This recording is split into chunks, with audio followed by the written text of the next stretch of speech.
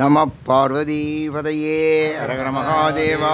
தென்னாருடைய சிவனே போற்றி, எந்நாட்டவர்க்கும் இறைவா போற்றி. சிவா திருச்சிற்றம்பலம். சான்றோர் மக்களே, பெரியோர்களே, தாய்மார்களே, பக்த கோடிகளே, நம்முடைய கனடா பெரிய முத்துராமன் அவர்கள் மிக அருமையாக ஏற்பாடு செய்திருக்கின்ற இந்த அருமையான திருவாசகம் நய உரை இன்றைக்கு 24வது நிகழ்ச்சி, 20வது பதிகம் திருப்பள்ளி எழுச்சி. இந்த நிகழ்ச்சிக்கு வந்திருக்கிறவங்கள் அனைவருக்கும் என்னுடைய அன்பான நன்றியையும் வணக்கத்தையும் நல்வாழ்த்துக்களையும் நான் தெரிவித்துக் கொள்கிறேன். திருப்பள்ளி எழுச்சி, திருப்பள்ளி எழுச்சினா கடவுளை எழுப்புறதுன்னு அர்த்தம். பள்ளி எழுச்சினா, பள்ளினா படுக்கைன்னு அர்த்தம். பள்ளினா பள்ளினா பள்ளிக்கூடம். அங்கே பிள்ளைய பாதி பிள்ளைன்னு தூங்கிட்டு தான் இருக்கும். அதனால் பாதி பிள்ளைய தூங்கிட்டு தான் இருக்கும். சில பள்ளிக்கூடத்தில் வாத்தியாரே தூங்குவார்.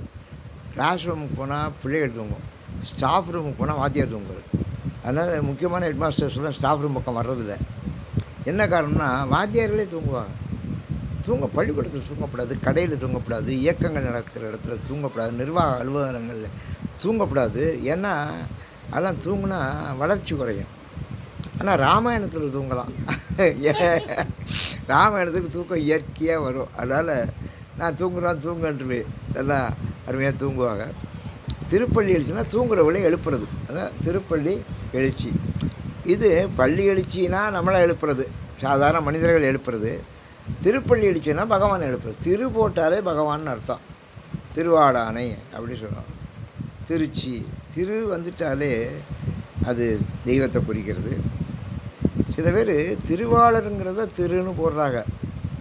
திருவாளருங்கிறத திருன்னு போடக்கூடாது.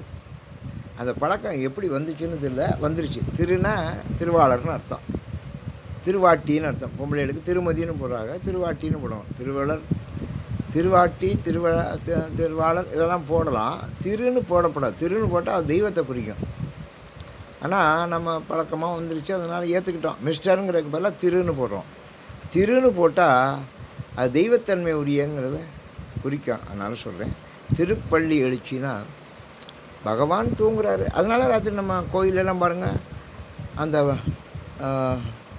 திருப்பள்ளி பள்ளிக்கு போகுது சாமி, இன்னைக்கு பள்ளிக்கு போகுது, பள்ளி அறை போகுதுன்னு சொல்கிறோம். எல்லாம் அது பல்லக்கில் வச்சு தூக்கிட்டு போகிறா பாருங்கள். பல்லக்கில் வச்சு அம்பாளுடைய இடத்துக்கு சாமியை அந்த பாதத்தை தூக்கிட்டு போய் அங்கே வச்சு, அப்புறம் அதெல்லாம் பாட்டெல்லாம் பாடி, அதில் தாளாட்டி உதவமூர்த்திகள் பாடி, அப்புறம் கடைசியாக தீபமெல்லாம் காட்டணுன்னே பால் கொடுப்பா. அதோடு முடிஞ்சிடும். இது பள்ளியறை தீபம்னு பேர். பள்ளியறை தீபம் பார்த்தா மறுநாள் காலையில் திருவனந்தல் பார்த்துடணும். நம்ம பேருக்கு அந்த சாஸ்திரம் தெரியல. காலையில் வந்துடணும், திருவனந்தலுக்கு வந்துடணும். அதனால் திருப்பள்ளி எழுச்சி இது பகவானை எழுப்புறது. இந்த திருப்பள்ளி எழுச்சி முதல்ல யார் பாடினாங்கன்னு நமக்கு தெரியும்ல. இது எப்படி இலக்கியத்துக்கு வந்துச்சு, யார் பாடினோம்னா விஸ்வாமித்திரர் தான் முதல்ல பாடினார். ராமாயணத்தில் வருது, விஸ்வாமித்திரர் தான் பாடினார். யாருக்கு பாடினார்னா ராமனையும் லட்சுமணையும் கூட்டிக்கிட்டு காட்டுக்கு போனார்ல. அப்புறம் தானே மிதிலைக்கு போகிறாரு. காட்டுக்கு போகிறது முதல் நாள் அந்த சரவி நதிக்கரைக்கு போனோடனே இந்த பிள்ளைகள் அசந்து தூங்கிடுச்சு. அதுக்கெல்லாம் எல்லாம் சொல்லி கொடுத்தாரு, பழைய பழைய மந்திரங்கள்லாம். அப்புறம் தூங்கிடுச்சு பிள்ளைகள். காலையில் சீக்கிரமாக எந்திரிக்கலை உடனே திருப்பள்ளி எழுச்சி பாடு. அவர் தான் முதல்ல. அதான் கௌசல்யா சுப்ரஜா ராமா அப்படின்னு அந்த பாட்டு ஆரம்பிக்கும். கௌசல்யா சுப்ரஜா ராமா, கௌசல்யை பெற்ற மகனே எந்திரின்னு பாடுறார். கௌசல்யா சுப்ரஜா ராமா அப்படின்னு சுப்ரபாதம். சுப்ரபாதம் சொல்கிறோம்ல, திருவேங்கடத்தானுக்கு அங்கே திருப்பதியில் சுப்ரபாதம் உண்டு. அதை யார் நடத்துகிறான்னா எம்எஸ் சுப்புலட்சுமி பாடுவாள். அங்கெல்லாம் சுப்ரபாதம் எம்எஸ் சுப்புலட்சுமி பாடினதை போடுவாங்க. அது மக்கள் நல்லா கேட்பாங்க. இன்றைக்கும் அந்த சுப்ரஜா பாதம் கேட்குறதுக்கு சுப்ரபாதம் ரொம்ப சந்தோஷமாக இருக்கும். பல சாமிகளுக்கு இப்போ திருப்பள்ளி எழுச்சி பாடியிருக்கா. நான் முதல்ல பாடினது ராமனுக்கு தான், தெரிஞ்சுங்க. ராமனுக்கு யார் பாடினா விஸ்வாமித்திரர் பாடினது. அது சுப்ரபாதம்னு பேர், திருப்பள்ளி எழுச்சி. அது தமிழ் மொழியில் இந்த மாதிரி சிவபெருமானுக்கு திருப்பள்ளி எழுச்சி. இவர் பாடுற திருவாசகர் நம்ம மாணிக்க வாசகர். அது மாதிரி ஆண்டாள் பாடுறார் திருப்பாவை, அதில் திருப்பள்ளி எழுச்சி வருது. ஆனால் இது திருப்பள்ளி எழுச்சி தனியாகவே ஒன்று இருக்குது. அதில் திருப்பள்ளி எழுச்சின்னு ஒன்றும் கிடையாது, அது கலந்தே வரும். அதனால் திருப்பெருந்துறையில் இவர் பண்ணார். திரேதோன சித்தினா அருட்சக்தி வெளிப்படுறது. இந்த திருப்பள்ளி எழுச்சி எப்போ பாடுறோன்னா காலையில் 5:30 மணி. வைகறை பொழுதுன்னு பேர். வைகறைனா அந்த வைகறைக்கு என்ன இலக்கணம் சொல்லுவான்னா, நிலம் தெளியாத வைகறை பொழுதுன்னு உரையாசிரியர்கள் சங்காரத்தில் எழுதுவார்கள். நிலம் தெளியாத வைகறை பொழுது அப்படின்னு சொல்லுவாள். அப்படின்னா நிலம் நமக்கு சரியாக தெரிய, இது என்ன பாதை தானா பாதை இல்லையா, நம்ம ஒத்தையடி பாதையில் போகிறோமா விலகி போகிறோமா தெரியாது. ஆனால் ஒரு அனுமானத்தில் போய்கிட்டு இருப்போம். அதுக்கு பேர் தான் வைகறைன்னு பேர். அது கிட்டத்தட்ட ஒரு 4:30 மணி 5 மணி 5:15 மணி 5:30 மணிக்கெல்லாம் நல்ல வெளிச்சம் வந்துடும். அதனால் அதுக்கு முன்னால் கொஞ்சம் கொஞ்சம் தெரிஞ்சும் கொஞ்சம் தெரியாமல் இருக்குது. அது நிலம் தெளியாத வைகறை பொழுது. அப்போ தான் கோழி கூவும். இப்போல்லாம் கோழி 12 மணிக்கு கூவுது. நேரம் கட்ட நேரத்தில் கூவுது. கோழி வந்து சரியாக 4:30 5 5:30 கூவும். அதுக்கு நேரம் தெரியும். அது மாதிரி சாயங்காலம் 6 மணி 6:30 மணி ஆச்சு இருட்டிட்டா வந்து அடைய வந்துடுமே. அது எப்படி இந்த உணர்வு இருக்குன்னு நமக்கு தெரியல. இருட்டினா வந்துடும், வந்து அடைஞ்சிடும். கூட்டு அதுவாக வந்து கூட்டுக்குள்ளே அடைஞ்சிடும். நம்ம வந்து அடைக்கவே வேண்டாம், அதுவே வந்து அது மாதிரி மரங்கள்லேயும் கூடுகளில் வந்து பறவைகள்லாம் அடைஞ்சிடும். அது எனக்கு எப்படி தெரியுதுன்னு தெரியல. இருட்டுறது எப்படி தெரியுது அப்படின்னு நமக்கு ஆச்சரியமாக. இருட்டுறது தெரியுது. அது மாதிரி விடிஞ்சோடனே எழுந்திரிச்சு எல்லாம் கத்தும். அதைத்தான் இப்போ சாமி சொல்கிறாரு. அந்த செய்திகளை எல்லாம் சொல்கிறாரு. போற்றி என் வாழ் முதல் ஆகிய பொருளே. இது ஒரு தலைவி பாடினாலும் சொல்லலாம், ஒரு தலைவன் பாடினாலும் சொல்லலாம், மாணிக்க வாசகரே பாடினாலும் அப்படி சொல்லலாம், யாருக்கு வேணாலும் சொல்லலாம். ஏன்னா இது அப்படி பொதுவாக எழுதப்பட்டிருக்கிற பாட்டு. எல்லாம் இதுவரை நம்ம பார்த்த பொதுவான கருத்துக்கள் தான் சொல்லப்பட்டிருக்கின்றன. அதில் பிறவி அறுக்கணும், அதுதான் அதனுடைய நோக்கம். போற்றி என் வாழ் முதல் ஆகிய பொருளே. போற்றி எடுத்தோடனே போற்றி நமஸ்காரம்னு சொல்ல பாருங்க. போற்றிங்கிறது நல்ல வார்த்தை. போற்றி அப்படின்னு ஆரம்பிக்கிறார். போற்றி என் வாழ் முதல் ஆகிய பொருளே. எனக்கு என்னுடைய பொருளே வாழ் முதலே. முதல்னு சொன்னால் கேபிட்டல். எனக்கு இந்த வாழ்க்கைக்குரிய முதலே நீந்த, முதலாவதாக நீந்த அந்த நான் வந்து என்னை ஆண்டு கொண்டாய், குருவாக வந்து ஆட்கொண்டாய். அதனால் எல்லாம் முதல் நீந்த. என் வாழ் முதல் ஆகிய பொருளே. புலர்ந்தது பூங்கழற்கு இணை துணை மலர் கொண்டு. புலர்ந்தது பூங்கழல். புலர்ந்தது பொழுது புலர்ந்துருச்சு. அதனால் பொழுது புலர்ந்துருச்சுன்னா 5:30 மணி ஆயிடுச்சுன்னு அர்த்தம். புலர்ந்தது பூங்கழற்கு இணை துணை மலர் கொண்டு ஏற்றி நின் திருமுகத்து எமக்கருள் மலரும் எழில் நகை கொண்டு நின் திருவடி தொழுகும். நல்ல மலர்களை கொண்டு இப்படி திருவடிகளில் நாங்கள் அதை போட்டு நாங்கள் ஒன்று வணங்குகிறோம். சேற்றுதல் கமலங்கள் மலரும் தன் வயல் சூழ் திருப்பெருந்துறை உரை சிவபெருமானே. அவர் திருப்பெருந்துறை அவருக்கு ரொம்ப பிரியமான இடம். இப்போ அங்கே தான் பாடுற திருப்பள்ளி எழுச்சி. சேற்றுதல் கமலங்கள் மலரும் அப்படின்னு சொல்ல. சேரில் கமலம்னா தாமரை. தாமரை தான் பூக்கள்லேயே முதன்மையானது. தெரியுதா? பூக்களில் பூவினுக்கு அருங்கலம் பொங்கு தாமரை, நாவினுக்கு அருங்கலம் நமச்சிவாயவே அப்படின்னு திருமந்திரம். பூவினுக்கு அருங்கலம், பூக்களே சிறந்தது தாமரை தான். தாமரை மலரில் தான் கைலாசத்தில் அந்த மானசரோவர் ஏரியில் பூத்திருந்த தாமரை மலரில் தான் நம்ம பார்வதி தோன்றினாள். அதில் தான் முருகன் தோன்றினான். அதனால் தாமரைக்கு அவ்வளோ சிறப்பு. இப்போ தாமரை ரொம்ப இடத்துல கிடைக்கிறது இல்லை. நான் பூக்கிற குளங்களில் தண்ணி இருக்கிறதில்ல, அதனால் பூக்கிறதில்ல, கொண்டாடுறதில்ல. நான் ஒரு ஊருக்கு பூச்சொரிதல் விழாவுக்கு என்ன தலைமை தங்கி பேசணும்னு கூப்பிட்டுருந்தா. மதுரையிலேருந்து கூட்டிகிட்டு போனாங்க. நான் போனேன் காரில். ராத்திரி 10 மணி இருக்கும் என்னை கூட்டிகிட்டு போகிறது. அப்புறம் தான் பூச்சொரிதல் விழா. அப்புறம் தான் நான் பேசணும். பூவெல்லாம் 2 லாரியில் பூ வந்து இறங்கியிருக்கு. அதெல்லாம் சாமிக்கு போடுறா பூ. எல்லோரும் பூத்தட்டு கொண்டாடுறாங்க, போடுறாங்க. அந்த கற்பகிரகம் பூரா பூவாக இருக்குங்க. அம்பாலே தெரியல, சாமியே தெரியல, அப்படி பூ போட்டுருந்தேன். நான் பார்த்தேன், ரொம்ப நல்ல எல்லா பூக்களும் இருந்து. ஆனால் தாமரை பூ மட்டும் இல்லை. அவளை லாரியாக 2 லாரியில் வந்த பூவில் தாமரை பூவில். நான் அந்த அமைப்பாளர்களை பார்த்து கேட்டேன், ஏன் இவ்வளோ பூ போட்டுக்க 2 லாரியில் கொண்டாந்து ஒரு தாமரை கூட இல்லையே அப்படின்னு. அவளும் பார்த்தா ஆமாம் தாமரை இல்லை அப்படின்னாங்க. ஏன் தாமரை போட வேண்டாமான்னு நான் கேட்டேன். அவள் சொன்னேன், தாமரை அவசியமா அப்படின்னு கேட்குறா. தாமரை அவசியமா அப்படின்னு கேட்குறாங்க. இப்போ முதல் அன்னைக்கு பாயசம் கொடுத்தா பார்த்தீங்களா, ராமனுக்கு ரொம்ப முக்கியம் பாயசம். அது நான் கதையில் பலமுறை சொல்லியிருக்கேன். அதனால் யாராவது ஒருத்தர் தான் பாயசம் கொண்டாந்து பாயசம் கொடுக்கணும். முதல்ல அன்னைக்கு பாயசம் கொடுக்கணும் ராமாவதாரத்து அன்னைக்கு. அப்புறம் பட்டாசு கொடுக்குறது கொடுக்காது, அது வேறு. அது மாதிரி ஒரு முக்கியமானதுன்னு ஒன்று இருந்தால் அதை விட்டுறக்கூடாது. தாமரை தானே நம்ம மலர்லேயே முதல் மலர். பூவினுக்கு அருங்கலம் பொங்கு தாமரை தானே திருமந்திரம் சொல்லியிருக்கு. தாமரை இல்லாமல் என்னையா பூச்சொருதல் விழா அப்படி கேட்டேன். தாமரை பூ இல்லாமல் என்னையா பூச்சொருதல் விழா அப்படின்னு கேட்டேன். அவங்கள மனசில் சுருக்குன்னு ஆயிடுச்சு. என்ன ஐயா அப்படி சொல்லிவிட்டாள் அப்படின்னு. உடனே சொன்னாங்க, இந்த கொண்டாட அப்படின்னு 4 பையன் 2 மோட்டர் சைக்கிளில் கலப்பினாங்க. 4 பையன் ஒரு 25 வயசு இருக்கும். அவங்க ஐயா நாங்கள் கொண்டாடுறோம் அப்படின்னு 2 மோட்டர் சைக்கிளில் போனாங்க. ஒரு அரை மணி நேரத்தில் ஆளுக்கு 4 பூ கொண்டாந்தாங்க. அரை மணி நேரம் தண்டோடு கொண்டாந்தேன் 4. என்னடானே நாங்கள் குளமாக போய் பார்த்தங்க.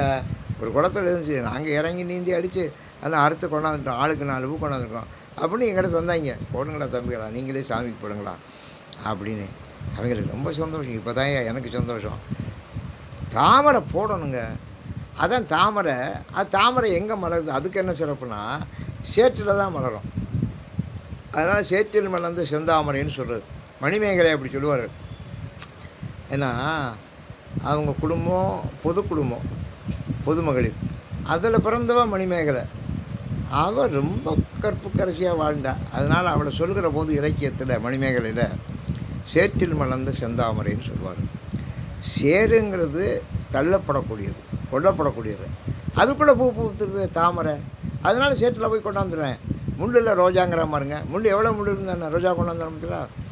ஆனால் ரோஜா நம்ம நாட்டு மலர் இல்லை. ரோஜா வெளிநாட்டு மலர். நம்ம நாட்டு மலர் தாமரை தான். சேற்றிதழ் கமலங்கள் மலரும். இப்போ எந்த பாட்டுலையாவது ரோஜான்னு வருதா பார்த்தீங்களா? நீங்கள் நம்ம பழைய பாட்டுக்களை எடுத்து பாருங்கள். இந்த ரோஜா வந்த பிற்பாடு அந்த பாட்டுக்கெல்லாம் ரோஜா இருக்கும். அதுக்கு முன்னாடி ரோஜா நம்ம நாட்டு பூவே கிடையாது. பார்க்க இருக்கும், மனமாக இருக்கும், அதெல்லாம் வேறு. ஆனால் நம்ம நாட்டு பூ இல்லை. நம்ம நாட்டு பூ தாமரை தான். சேற்றிதழ் கமலங்கள் மலரும் தன் வயல் சூழ். அப்படி எங்கே பார்த்தாலும் வயல், எங்கே பார்த்தாலும் குளம், சேத்துல தாமரை, கழனியில எல்லாம் நெல். சேற்றுதல் கமலங்கள் மலரும் தன் வயல் சூழ். தன் வயல்னா நல்ல குளிர்ந்த தண்ணீர் பதம் உள்ள வயல்கள்னு. வயல் தண்ணீர் பதமாக இருக்கணும் எப்போதும். தன் வயல் சூழ் திருப்பெருந்துறை உரை சிவபெருமான். அன்னைக்கும் திருப்பெருந்துறைக்கு போனால் அது கடற்பகுதி, நெய்தல் நிலம். எங்கே பார்த்தாலும் மணலாக தான் இருக்கும். ஆனால் அங்கேயும் வயல் இருக்குது, தெரியுதா? முதல்ல நம்ம இதை படிக்கிற காலத்தில் திருப்பெருந்துறையிலேயே படகுகள்லாம் இருந்துச்சு. கடல் அங்கேயே இருந்துச்சு. இப்போ கடல் அங்கேருந்து 10 மைல் கிழக்க போயிடுச்சு. மீமிசலுக்கு போகணும். இப்போ மீமிசலுக்கு போயிடுச்சு அது. அந்த கடல் இந்த ஊரில் கிடையாது. ஆனால் கடல் இருந்தாங்கிறதுக்கு என்ன அடையாளம்? மணல் இருக்குது. அந்த கடல் போயிடுச்சு, அந்த மணல் இருக்கும்ல. கடல் போயிட்டாலும் மணல் இருக்கும்ல.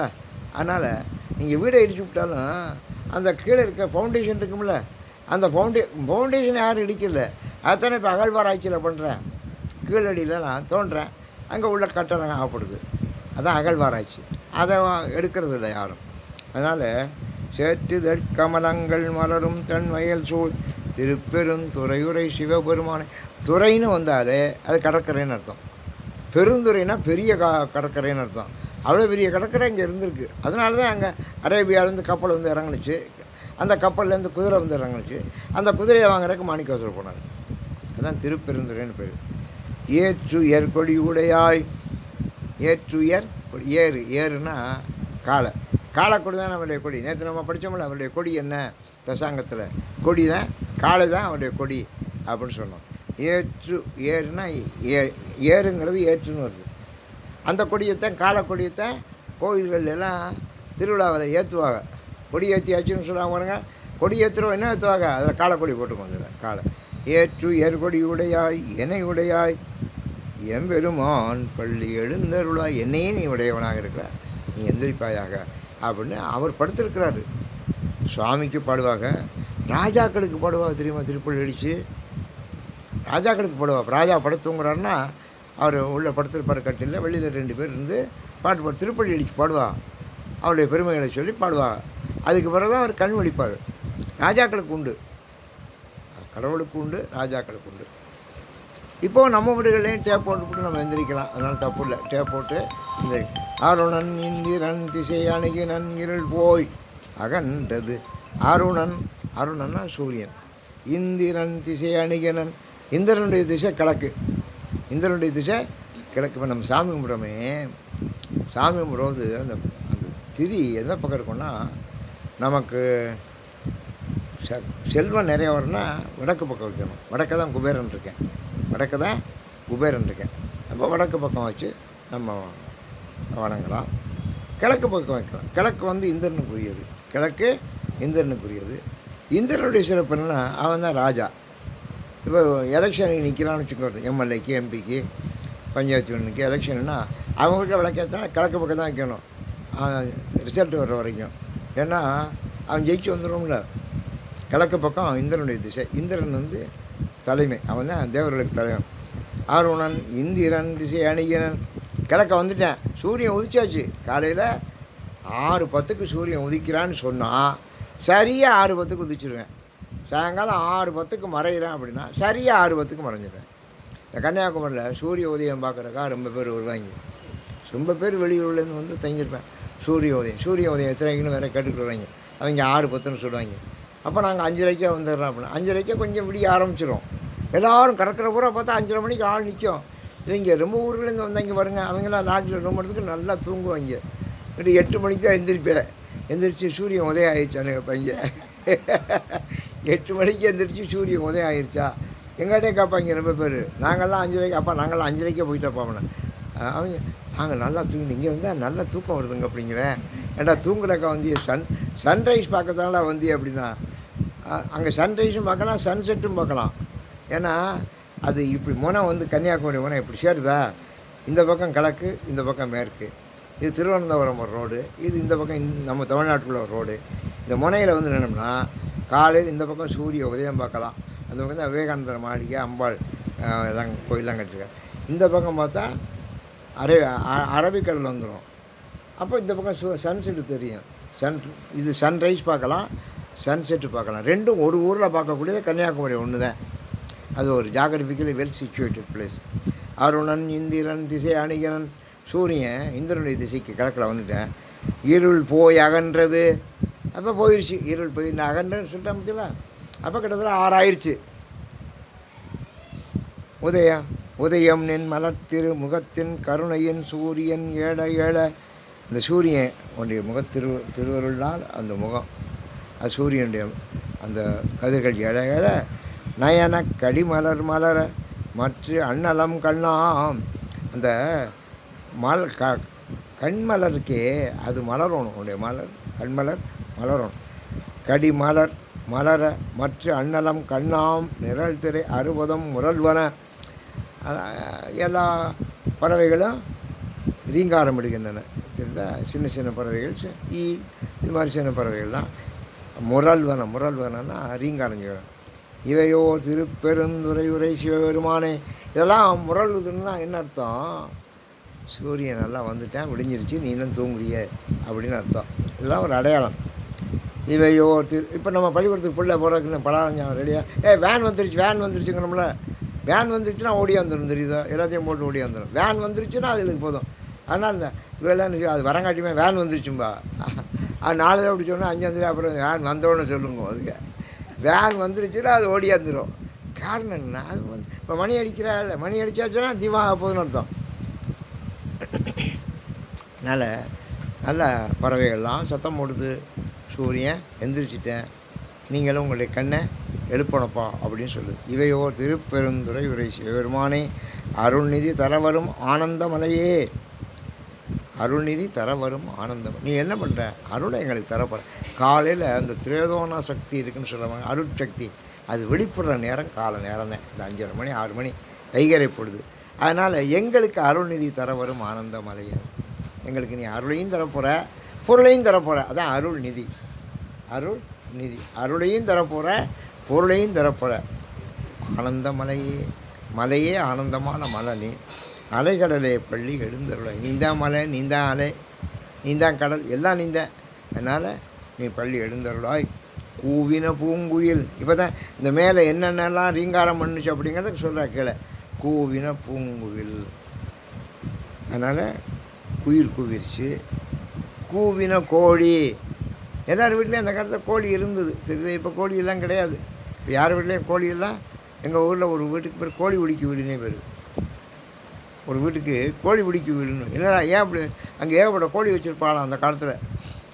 அவங்களுக்கு என்ன வேலைன்னா அந்த வீட்டில் இருக்கிற கோழியை பிடிக்கிறது தான் வேலையா. அது பறந்துக்கிட்டே தெரியுமா பிடிச்சிக்கிட்டே தெரியுவாங்களாம். அதனால் அவங்க அந்த வீட்டுக்கு போனால் அவங்க எந்த நேரம் கோழி பிடிச்சிக்கிட்டே இருப்பாங்க. அதனால் பேர் வச்சா கோழி பிடிக்க வீடுன்னு. அதனால் கூவின பூங்கில் கூவின கோழி குருகுகள் இயம்பின. குருகள்லாம் பறவை. பறவைகள்லாம் சத்தம் போடுது. இயம்பின சங்கம். கோயிலில் சத்தம் சங்கு ஊதுறா. கோயிலில் சங்கு ஊதுறா. இடைக்காலத்தில் ஒரு இந்த மின்சார சங்கு ஒன்று வச்சாங்க. இப்போ அந்த சங்கெல்லாம் கிடையாது, போயிடுச்சு. அந்த காலத்தில் சங்கு வந்தோடனே ஒரு கூறு சங்கு வச்சா காலைல 5 மணிக்கு ஊதும். அது மாதிரி இருக்கான். காலைல 9 மணிக்கு ஊதும். எங்களுக்கு புதுவையில் 9 மணிக்கு ஊதிச்சுன்னா நாங்கள் பள்ளிக்கூடத்துக்கு புறப்படணும். 9 மணிக்கு புறப்பட்டா நாங்கள் 10-12 நிமிஷத்தில் நாங்கள் கண்ணனூருக்கு வந்துடும். ஒரு 1.5 மைல் நடந்தே வந்துடுவோம். 10 நிமிஷத்தில் 1.5 மைல் நடந்துடுவோம்.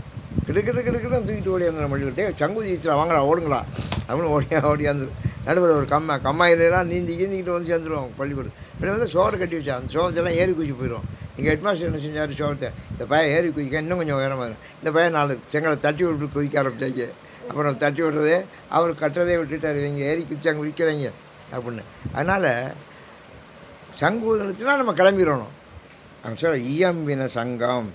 கோயிலில் ஓவின தாரகை. ஒளி மழுங்கி போச்சு. தாரகை. தாரகைனா என்ன? நட்சத்திரம். நட்சத்திரங்கள்லாம் மழுங்கி போயிடும், கண்ணுக்கு தெரியாது. ஒளி ஒளி உதயத்து ஒருப்படுகின்றது விருப்படு. நமக்கு விருப்பம் தரும்படியான ஒளி, சூரியனுடைய ஒளி நமக்கு வந்து விட்டது. தேவனர் செடிகள் தாழ் இணை காட்டார். அப்பா தேவனே உடைய தாழ் இணையை நீ எனக்கு காட்டு. ஏன்னா அதான் முக்கியம். தாழ் இணையத்தானே அடையணும். திருப்பெருந்துறை உரை சிவபெருமானே யாவரும் அறிவறியாய் எமக்கு எளிய. எல்லாரும் அறிய முடியாதவனே ஆனால் எமக்கு எளிய. இதான் ரொம்ப முக்கியமான வரி. எல்லாருக்கும் நீ அறியறதுக்கு அறியவன். யாருக்கு? திருமாலுக்கு அறியவன், பிரம்மாவுக்கு அறியவன், இந்திரனுக்கு அறியவன், தேவலோகத்து 33 கோடி தேவர்களுக்கு அறியவன், எல்லாருக்கும் அறியவன். ஆனால் எமக்கு எளியவன். அதனால் தேவனர் செடிகள் தாளினை காட்டாங்க. தேவனே உடைய கலரை காட்டப்பா, திருவடியை காட்டு. யாவரும் அறிவறியாய் எமக்கெளியாய் எம்பெருமான் பள்ளி எழுந்தருளாயே.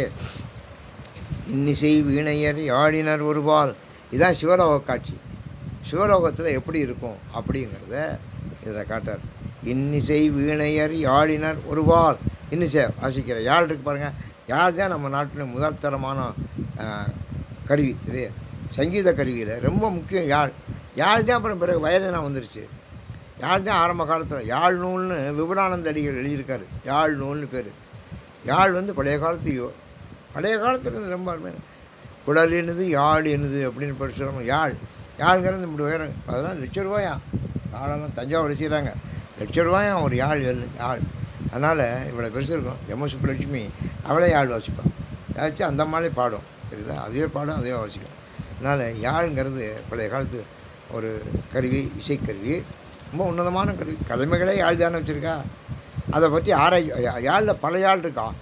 1 நரம்பு, 2 நரம்பு, 5 நரம்பு, 10 நரம்பு, 1000 நரம்பு வரைக்கும் இருக்கான். 1000 நரம்பு. அதுக்கு பேர் சகோட யாழ்னு பேர். 1000 நரம்பு இருந்தால் அதை வாசிக்க தெரியணும்ல. 4 நரம்பு, 5 நரம்பு, 3 நரம்புலாம் வாசிக்கலாம். 1000 நரம்பெல்லாம் வாசிச்சிருக்காங்க அந்த காலத்தில். அதனால் ஒரு பெரிய வீணை வித்வான் தான் ராவணன். சாமகானம் பாடிக்கிட்டே வீணை வாசிப்பாங்க. யாழ். அப்படி யாழ். அந்த யாழை பற்றி விபுலானந்த அடிகள் எழுதினார். 10 வருஷம். அவர் யாழ்ப்பாணத்தை சேர்ந்தவர். அவர் நல்ல செய்வர். அவர் என்ன செஞ்சார், தமிழ்நாட்டுக்கே வந்துட்டார். இங்கே உட்காந்து இதை பற்றி எழுதுவோம், ஆராய்ச்சோன்னு நிறைய ஆளெல்லாம் வாங்கி பார்த்து படித்து அதை பற்றி ஆராய்ச்சி பண்ணி யாழ்னு ஒன்று புத்தகம். அவர் எழுதுகிற போது எங்கே உட்காந்து எழுதுறது, யார் சாப்பாடு போடுவா, இடம் வேணுமே செலவுக்கு அப்படின்னு யோசிச்சார். அப்போ இந்த நச்சாந்தோடி செட்டியார், ராமன் கணேசன் 2 அண்ணன் தம்பி 2 ராமலட்சுமணன் 2 பேர். அவங்க ஓடம்போக்கின்னு ஒரு ஊர் இருக்குது நன்னிலத்து பக்கத்தில், கும்பகோணம் பக்கம்.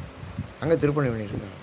அவங்க வசதியாக இருந்தால் அந்த காலத்தில் அண்ணன் தம்பி 2 பேரும் ராமாயணத்தில் ரொம்ப ஈடுபாடு. அவங்க அங்கே கட்டியிருக்கா ஒரு சத்திரம், அதில் ராமாயணம் வச்சாங்க, ராமாயணம் படிக்காங்க. இவர் யாழ் எழுத வந்திருக்கிறாரு. இவர் எழுத வந்திருக்காருன்னு தெரிஞ்சு அவரை கூட்டியாந்து நீங்கள் எங்கள் ஊரில் புதுக்கோட்டையில் எங்கள் பங்களாவிலே தங்குங்க அப்படின்னு பங்களாவே அவர்கிட்ட கொடுத்து ஒரு ஆள் வச்சு சமையல் பண்ணி போட சொல்லி சாப்பாடு 2 வருஷ காலம் அவரை பராமரிச்சிருக்கா. கடைசி 2 வருஷம் அவர் 2 வருஷ காலம் இருந்து அங்கே எழுதி அதை முடித்தார். முடித்த உடனே பெரிய புஸ்தகம் அதை வெளியிடணும், நாங்களே வெளியிடணும்னாரு. எங்கள் செலவில் வெளியிடுறோம். அங்கே கோயில் கட்டியிருக்கா. நான் சொல்லி அந்த கோயிலில் பேசுவேன். இது தீபாவளி முடிஞ்ச உடனே அங்கே இருக்கோம். திருக்கொள்ளம்புதூர் அந்த ஒரு உடம்புக்கு யார் ரொம்ப அங்கே ரொம்ப அருமையான ஸ்தலம். ஞானசம்பந்த கரையை கடந்தான் போய் சாமியை கும்பிட்டார். ஓடத்தில் போனார். அது ஓடம் அதுவாக பண்ணுச்சு. ஓட்டுற காலில் வெள்ளம். அதனால் ரொம்ப நல்லா பாடிட்டுருக்கார் அந்த ஊர். அங்கே கட்டினார் கோயில். இவர் போய் பெரிய கோயில், கல் கோயில், அண்ணன் தம்பி கட்டிட்டு அந்த நான் சொன்னேன் அந்த கோயில் கட்டினது பெருசு இல்லை, அந்த கோயில் கட்டின பெருசு. அந்த கோயிலே 3 நாள் நடத்தி இந்த புஸ்தகத்தை வெளியிட்டாருங்க. அந்த புஸ்தகம் வெளியிடறதுக்கு எவ்வளோ மரியாதை இருக்குதுல்ல. அவர்கிட்ட பொருள் இருந்தது, அதை விட அருள் இருந்தது. அதனால தான் யாழ் நூலை அங்கே வெளியிட்டார். 3 நாள் பெரிய விழாவை நடத்தியிருக்காரு. அவரை மரியாதையாக அவரை பண்ணி கூட்டிகிட்டு போய் அங்கே அந்த தட்சாமூர்த்தி சன்னதியில் அருமையாக அந்த விழா 3 நாள். அன்றைக்கி தமிழ்நாட்டில் யாரெல்லாம் பெரிய புலவர்களோ அவங்க கூட வந்திருக்கா. நாவலில் சோமசுந்தரபாதியாக வந்திருக்காரு, ராபி சேதுப்பிள்ளை வந்திருக்கிறாரு. அந்த காலத்தில் யாரெல்லாம் பெரிய பெரிய புலவர்களோ அவ்வளோ பேர் 3 நாள் வந்திருக்கா. அவர் பேசியிருக்காரு. அதை நான் பதிவு பண்ணியிருக்கேன், நம்ம புத்தகத்தில் பதிவு பண்ணியிருக்கேன். ஏன்னா இப்போ இருக்க ஜனங்களுக்கு தெரியாது. ஆனால் யாழ் நூல் எழுதினவர், யாழை பற்றி எழுதினவர் யார் அப்படின்னா நம்முடைய விபுலானந்த அடிகள் யாழ்ப்பாணத்துக்கார். இன்னிசை வீணை எறியாழினர் ஒருவாள். வீணை வாசிக்கிறது, யாழ் வாசிக்கிறது. யாழும் வீணையும் காலத்தில் இருந்திருக்கு. யாழும் வீணையும் ஒன்றுலேருந்து ஒன்று பிறந்தது தான். அதுலேருந்து வந்தால் வயலின். இப்போ ஒரு பக்கம் யாழ் வாசிக்கிறா, ஒரு பக்கம் வீணை வாசிக்கிறாங்க. இருக்கொடு தோத்திரம் இயம்பினர் ஒரு இந்த பக்கம் பார்த்தா ரிக்வேதம், யஜுர்வேதம், சாமவேதம், அதை சில பேர் பாடிக்கிருக்கா. இருக்குன்னா இருக்குன்னு அர்த்தம். ரிக்வேதம் இருக்கொடு தோத்திரம் இயம்பினர் ஒரு ஸ்தோத்திரம், அதான் பாடுறாங்க. சாமகானமெல்லாம் பாடுறாங்க. துண்ணிய பிணை மலர் கையினர் ஒரு பிணை மலர்னா தொடுத்த மலர், அது அப்படி மாலையா, அதை கையில் மாலையை வச்சுக்கிட்டு நிற்கிறா. சாமிக்கு போடுறதுக்கு மாலையை வச்சுக்கிட்டு நிற்கிறா. கோயிலில் மாலை ரொம்ப முக்கியம், சாமிக்கு ரொம்ப முக்கியம். ஸ்தோத்திரம் முக்கியம், அப்புறம் மாலை முக்கியம். அதனால் துண்ணிய பிணை மலர் கையினர் ஒருவாள் தொழுகையர் அழுகையர் துவழ்கையர் ஒருவாள். ஒரு பக்கம் தொழுதுகிட்டே இருக்கேன், ஒரு பக்கம் அழுதுகிட்டே இருக்கேன். ஏன்? சாமி நம்ம ரொம்ப கும்பிட்டுக்கிட்டே இருந்தோம்னா நம்மளை அறியாமல் கண்ணீர் வந்துடும், ஆனந்த கண்ணீர். தொழுகையர், அதுதான் சிலர் கோயிலுக்கே ஓடுறது, இதுக்கு போய் அங்கே போய் அழுகிறது அப்படின்னு. தொழுகையர் அழுதால் உன்னை பெறலாமே திருவாசகம். நம்ம அழுதோம்னா சாமி வந்துடுவார். எந்த இடத்துல நீங்கள் ஒரு சொட்டு அழுகிறீங்களோ அந்த இடத்துல சாமி வந்துடும். தொழுகையர் அழுகையர் துவழ்கையர் ஒருவார். துவண்டு போயிருக்கிறேன் ஒரு பக்கத்தில். ஏன்னா அவ்வளோ பக்தி. ரெண்டு விஷயத்தில் நீங்கள் சாமியை அறியலாம். ஒன்று, வீட்டில் விளக்கேற்றணும். விளக்கேற்றினா சாமி வந்துடுவார். சும்மா கும்பிட்றது, சும்மா கும்பிடான்னு நினைக்கிறேன். இந்த லைட்டை போட்டு கும்பிடலாம். ஆனால் அந்த விளக்கேற்றினா அந்த விளக்கில் சாமி வந்துடும். அதுதான் அது திருவிளக்குன்னு பேர். அதுக்கு பேர் திருவிளக்கு. குத்து விளக்குங்கிறேன், சொல்லக்கூடாது, திருவிளக்குன்னு சொல்லணும். அந்த திருவிளக்கு ஏற்றினா சாமி வந்துடுவார். அழுதா சாமி வந்துடுவார். தெரியுதா? அழுதா சாமி வந்துடுவார். சென்னியில் அஞ்சலி கூப்பினர் ஒருவாள். சென்னியில் தான் அஞ்சலி வைக்கணும். சென்னின்னா தலை, அதுக்கு மேலே வைக்கணும். சென்னியில் அஞ்சலி கூப்பினர் ஒரு, இப்படி தான் கும்பிடணும் சாமியை. திருப்பெருந்துறை உரை சிவபெருமானே என்னையும் ஆண்டு கொண்டு இன்னருள் புரி. என்னையும் போய் அருள் செய்கிறாயே. எம்பெருமான் பள்ளி எழுந்தருளாய். பூதங்கள் தோறும் நின்றாயனின் அல்லால். எல்லா பூதத்துலேயும் நிற்கிற. நிலம், நீர், நெருப்பு, காற்று, ஆகாயம், எதில் நீ விடுபட்டிருக்க? எல்லாத்துலேயும் இருக்கிற. போக்கிலன் வரவிலன்.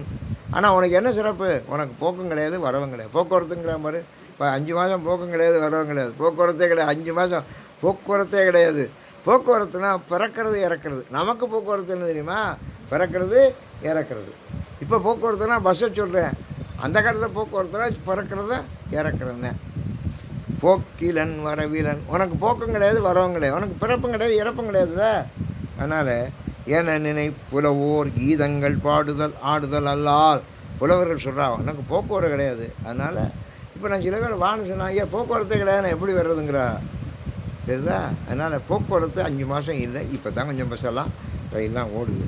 கீதங்கள் பாடுதல் ஆடுதல் அல்லால். புலவர்கள் என்ன செய்கிறாங்க, நல்லா ஒன்று பாடுறாங்க ஆடுறாங்க. கேட்டறியோம் முனை கண்டறிவாரை. எவ்வளவு புலவர்கள் ஒன்று பாடுறாங்க ஆடுறாங்க. ஆனால் எல்லாரும் எங்கே நீ சாமியை பார்த்துருக்கியா அப்படின்னு அதை தவிர பாக்கியெல்லாம் பார்த்துருக்கீங்க. சாமியை பார்த்தவன் யார், ஒருத்தரும் பார்க்குறேன். ஒன்று பாடுறாங்க ஆடுறாங்க எழுதுறாங்க கொண்டாடுறாங்க எல்லாம் பண்ணுறாங்க புலவர்கள். ஆனால் கேட்டறியும் உன்னை கண்டறிவார். உன்னை கண்டவனை நாங்கள் கேட்டதில்லை, உன்னை கண்டவன் நாங்கள் சாமியை பார்த்தோம்னு ஒருத்தர் நமக்கு இதுவரை சொன்னதில்லை. ஏன்னா சாமியை பார்க்க முடியாது, பார்த்தவன் சொல்ல மாட்டேன். கண்டவர் விண்டிலர், விண்டவர் கண்டிலர் அப்படி சொல்ல. கேட்டறியோம் உன்னை கண்டறிவாரை. சீதங்குள் வயல் திருப்பெருந்துறை மன்னா. வயல் வயலில் எப்போவும் தண்ணி இருக்குது. சிந்தனைக்கும் அறியாய். உன்னை பார்க்கத்தான் முடியல, கேட்கவும் முடியலை, பார்க்கவும் முடியலை, கேட்கவும் முடியலைன்னா சிந்திக்கவும் முடியலை. உன்னை சிந்தனைக்கும் அறியாய்னா யார் வேணாலும் சிந்திக்கலாம், ஆனால் நீ சிந்தனைக்கும் அறியவனாக இருக்கிறாய். சிந்தனைக்கும் அறியாய் எங்கள் முன் வந்து ஏதங்கள் அடுத்தம்மை ஆண்டருள். எங்களுக்கு முன்னால் வந்து எங்களுடைய குற்றங்களையெல்லாம் நீக்கி எங்களுக்கு அருள் செய்கிறாயே. எம்பெருமான் பள்ளி எழுந்துள்ள. நீ எந்திரியப்பா சீக்கிரம், நீ சீக்கிரம் எந்திரிச்சா தானே எங்களுக்கு உடம்பு பண்ணலாம், இல்லைன்னா எங்களுக்கு கஷ்டத்தை எல்லாம் போக்கி எங்களுக்கு அருள் புரியுது. எப்போ எந்திரி, நீ முதல்ல எந்திரி அப்படின்னு. எந்திரின்னு சொன்னால் நம்ம பேர் அப்போ தான் திரும்பி படுத்துக்கிறேன் தெரியுதா, அப்போ தான் நல்லா தூக்கம் வருது, எழுப்புறது தான் தூக்கம் வருது. பப்பர வீட்டிலிருந்து உணரும் நின் அடியார் பந்தனை வந்தறுத்தார் பலரும். பரபரப்பை நீக்கி பாசங்களை விட்டு நாம் மலப்பிணிகளை நீக்கணும். மலப்பிணின்னா என்ன, ஆணவம் கண்மம் மாயை எல்லாம் நீக்கணும். இதையெல்லாம் நீக்கணும். பந்தனை வந்தறுத்தார் பலரும் மைப்புறு கண்ணியர் மானுடத்தியல்வின் வணங்குகின்றார் அணங்கின் மணவாளா. அணங்கின் மணவாளா பார்வதியுடைய மகன் மணாளனே. எல்லாரும் மானுடத்தியல்வின் வணங்குகின்றார், மனுஷத்தன்மையில் ஒன்றை வணங்குகிறார்கள். செப்புறு கமலங்கள் மலரும் தன் வயல் சூழ். செப்பு சிவந்த மலர் இது கமலம். எங்கே எல்லாம் வயல்லையும் பூத்துருக்கு, சேத்துலேயும் பூத்துருக்கு, குளத்துலேயும் பூத்துருக்கு, கம்மாயிலையும் பூத்துருக்கு. எங்கே பார்த்தாலும் கமல மலராக இருக்குது, தாமரை மலராக. திருப்பெருந்துறை உரை சிவபெருமானே. அது நெய்தல் நிலமாக இருந்தாலும் கூட அது மருத நிலமாக சொல்லப்படுது. என்ன மருதம்னா வயல், வயல் நிறைய இருக்குது. வயல் இருந்தால் மருத நிலம், கடல் இருந்தால் நெய்தல் நிலம். அது கடல், ஆனால் அங்கே வயலும் இருக்குது. இப்பிறப்பு அறுத்து எமை ஆண்டருள் புரியும் எம்பெருமான் பள்ளி எழுந்தருளாய். இதான் பலஸ்துதி. இப்பிறப்பு அறுத்து, இந்த பிறப்பு நீ அறுத்துறணும், எனக்கு இனிமேல் பிறப்பு வேண்டாம், அதான் முடிந்த முடிவு. இப்பிறப்பு அறுத்து எம்மை ஆண்டருள் புரியும், எம்மை ஆண்டு அருள் புரியணும் எம்பெருமான் பள்ளி எழுந்தருளாய். அதுக்காக நீ எந்திரிச்சு வா, படுத்திருக்காம. ஏன்னா எங்கள் பிறப்பாக இருக்கணும், வா. அது பழச்சுவையன அமுதன அறிதற்கு அரிதன எளிதன அமரரும் அறிய. அது பழச்சுவையன, அதுனா சிவ அனுபவம். சிவ அனுபவம் நமக்கு சிவனை வணங்குகிறோம், அதில் ஒரு அனுபவம் ஏற்படணும். ராமாயணம் கேட்குறோம், ராமன் அனுபவம், சிவ அனுபவம். அது பழச்சுவையன, அது சிவ அனுபவம் இருக்கே, அது பழச்சுவை மாதிரி, பழத்தை சாப்பிட்ற மாதிரியான. அமுதன, அமுது மாதிரி இருக்குமா. அறிதற்கு அரிதன, அறிய முடியாது. எளிதன, அது எளிதுன்னு சொல்ல முடியாது. அமரரும் அறியார், அது எப்படி இருக்கும்னு தேவர்களுக்கே தெரியாது, நமக்கு எப்படி தெரியும்? அது பழச்சுவையா, இந்த பழமா, அமுதா, அதுவா இதுவா, அரிதா எளிதா, அது யாரும் அவர்களே சொல்ல முடியாது. இது அவன் திருவுரு இவன் அவன் எனவே. இது அவன் திருவுரு, இதுதான்ப்பா அவன் உருவம், இவன் அவன் இவன் தான்ப்பா அவன். நம்ம சொல்கிற அவன் இவன் தான், சிவருமன் தான் இவன். அப்போ நம்ம எனவே எங்களை ஆண்டு கொண்டு இங்கே எழுந்துருளும். எங்களை ஆண்டு கொண்டு எங்களுக்கு முன்னால் வந்து நிற்கிறிய நீ, புரியுதா? இவன் தான் அவன், இதுதான் அவனுடைய உருவம் என்று நாம் சொல்லலாம். காரணம் நம்ம தான் விரும்பின அடியார், அவன் விரும்பி அடியார். மது வளர் பொழில் திரு உத்தரகோஷம் அங்கே உள்ளாய். உத்தரகோஷம் அங்கேயே இருக்குவேன். அங்கே என்ன நல்ல பெரிய பொழில்கள், சோலைகள் சூழ்ந்த உத்தரகோஷம் அங்கே. திருப்பெருந்துறை மன்னா, திருப்பெருந்துறைக்கு நீ மன்னன், அங்கே இருக்கிற, அங்கேயும் இருப்பார். எதியமை பணிகளும் ஆறது கேட்போம் எம்பெருமான் பள்ளி எழுந்தார். எதியமை பணிகளும் ஆறு, எங்களை பணி வாங்கணும்னா, பணி செய்யணும்னா அது எப்படி? எதியமை பணிகளும் ஆறு, எங்களை பணிகொள்கிற வழி என்ன அப்படின்னு கேட்குறாங்க. இப்போ நம்ம என்ன பணி செய்யலாம் பகவானுக்கு? அப்படிங்கிறது அவன் தான் சொல்லணும். அவன் காட்டுற பாதையில் தான் நம்ம பணி செய்வோம். அவன் சொல்கிறபடி தான் நம்ம பணி செய்வோம். முந்திய முதல் நடு இறுதியமான இந்த முதல்ல நீ தான் உலகத்துக்கு முதல், நீ தான் நடு, நீ தான் இறுதி. உலகத்துக்கு முதல் நடு இறுதி 3 நீ தான். மூவரும் அறிகிறார் யாவர் மற்ற அறிவார். மூவரும் 3 பேரும் அறிய முடியல ஒன்று. 6 பிரம்மா, விஷ்ணு, ருத்ரன் 3 பேரும் ஒன்று அறியவில்லை. யாவர் மற்ற அறிவார். வேறு யாருக்கு தெரியும் உன்னை பற்றி? பந்தனை விரலையும் நீயும். பந்தனை விரல்னா பந்து அணைக்கிற விரல். இந்த பாருங்க, இது கை விரல் இப்படி வச்சுன்னா இந்த விரலில் தான் வந்து பந்து அணையும். அந்த காலத்தில் பந்து விளையாடுவா, அதனால் பந்தனை விரலின்னு சொல்லுவார்கள். பந்து வந்து அணைகின்ற விரலை உடையவர்கள், அதான் பார்வதி. பந்தனை விரலையும் நீயும் நின் அடியார் பழங்குடில் தோடும் எழுந்தருளிய பரணே. நீ அடியாருடைய பழங்குடிலாம் வந்து எழுந்தருளி. யார் நீ? அவளோட வந்திருக்க. செந்தழல் புரை திருமேனியும் காட்டி திருப்பெருந்துறை கோவிலும் காட்டி அந்தணன் ஆவதும் காட்டி வந்தாண்டாய் ஆரமுதே பள்ளி எழுந்தருளாய். இது ரொம்ப நல்ல வரி. செந்தழல் புரை திருமேனியும் காட்டி. அப்படியே அந்த தழல் மேனி சிவப்பாக இருக்கேன், செந்தழலாக இருக்கேன், அந்த உருவத்திலே அக்னி உருவத்திலே காட்சி அளிக்கிறேன். அப்புறம் திருப்பெருந்துறை கோயிலும் காட்டி அங்கே நினைக்கிறேன். அந்த அதான் நம்ம கோயில் அப்படின்னு கோயிலும் காட்டுறாங்க. அந்தணனாவதும் காட்டி வந்தாண்ட. நீனே குருவாக வந்த. அந்தணனாவதும் காட்டி வந்தாண்டாய் ஆரமுதி பள்ளி எழுந்தருளாய். இந்த பாட்டு ஒரு இடத்துக்கு ராமாயணத்தில் பொருத்தமாக இருக்கும். விஸ்வாமித்திர முனிவர் போய் நல்லா தவமெல்லாம் இருந்து சிவபெருமானத்தில் எல்லா அஸ்திரங்களும் வாங்கிக்கிட்டு வசிஷ்டரை வெல்றதுக்காக வர்றாரு. வசிஷ்டர் அவருடைய ஆசிரமத்தில் இருக்கார். அங்கேருந்து அக்கினி அஸ்திரத்தை ஏவுறாரு. அவருடைய ஆசிரமத்தில் வந்து பிடிச்சி எறியுது. சீடர்கள்லாம் ஓடிய வந்தாங்க. வெளியில் வந்து நிற்கிற பார்க்குறேன். ஓ, விஸ்வாமித்திரரா, நல்லா தவம்னு நிறைய ஆற்றலோடு வந்திருக்கிறாரா? அப்படி ஒரு அஸ்திரத்தை எவனா அக்னியை அந்த மந்திரத்தை சொல்லி எவனா அக்னி அஸ்திரம், அது அக்னியை கொடுக்கும். அக்னி எரியுது. ஓஹோ, அப்படியா, என்னை ஜெயிக்கிற அளவுக்கு நீ வந்துட்டியா அப்படின்னு கையில் என்ன பண்ணுறாரு, பிரம்மதண்டத்தை ஏற்றிக்கிட்டாரு. பிரம்மதண்டம் அது அது தண்டமாகவும் இருக்கும், அஸ்திரமாகவும் இருக்கும். அஸ்திரம்னா அம்புமாக இருக்கும், தண்டம்னா அந்த கையில் தண்டு பிடிச்சிக்கிறது, இந்த குத்து வழக்கு மாதிரி அப்படி இருக்கும். ஒரு பிரம்மதண்டத்தை எழுதி எடுத்துருக்காரு. அவன் எங்கேருந்து பிரம்மாஸ்திரத்தை ஏவுறேன், இவரை ஜெயிக்கிறதுக்கு பிரம்மாஸ்திரம் தான் முடியும் அப்படின்னு பிரம்மாஸ்திரத்தை ஏவுறேன். அது தக்க தக்க தக்க தக்கன்னு அக்கினி கக்கிக்கிட்டு வருது. இந்த பிரம்மதண்டம் அதை பிடிச்சி எடுத்துருது, பிரம்மதண்டத்துக்குள்ளே போயிடுது. போனோன்னே அந்த அக்கினி இதில் இருந்த அக்கினி ரெண்டும் சேர்ந்து அக்கினியாக இருக்கான். அது அப்படியே தக்க தக்கன்னு இருக்கான். அதை அதை பிடிச்சிருக்காரு கையில் பிடிச்சா கையெல்லாம் எரியுது. கையெல்லாம் சிவப்பாக இருக்குது. கை மட்டும் இல்லை, கையிலேருந்து தோல் மட்டும் இல்லை, இடுப்பு பாதம் வரைக்கும், தலையிலேருந்து பாதம் வரைக்கும் அப்படி சிவப்பாக இருக்காராம். பார்த்தா சிவருமான் மாதிரி இருக்காராம். செந்தடல் புரை திருமேனியும் காட்டி திருப்பெருந்துறை கோயிலும் காட்டி அந்தணன் ஆவதும் காட்டி வந்தாண்டா. வேஸ்ட்டு அந்தணன் தானே. அந்தணன் ஆவதும் காட்டி வந்தாண்டாய் ஆரமுதே பள்ளி எழுந்தருளாயே. விண்ணகத் தேவரும் நன்னவும் மாட்டா. தேவர்கள் கூட அவங்ககிட்ட வர முடியாது. விழுப்பொருளே உனது ஒழுப்படியவங்க. நீ தான் விடுமையான பொருள், சிறப்பான பொருள். ஆனால் நாங்கள் உடைய அடிமை. மண்ணகத்தே வந்து வாழச் செய்தானே. நாங்கள்லாம் இந்த மண்ணகத்தில் வந்து வாழ்வதற்கு நீ செய்தாய், அருள் புரிந்தாய்.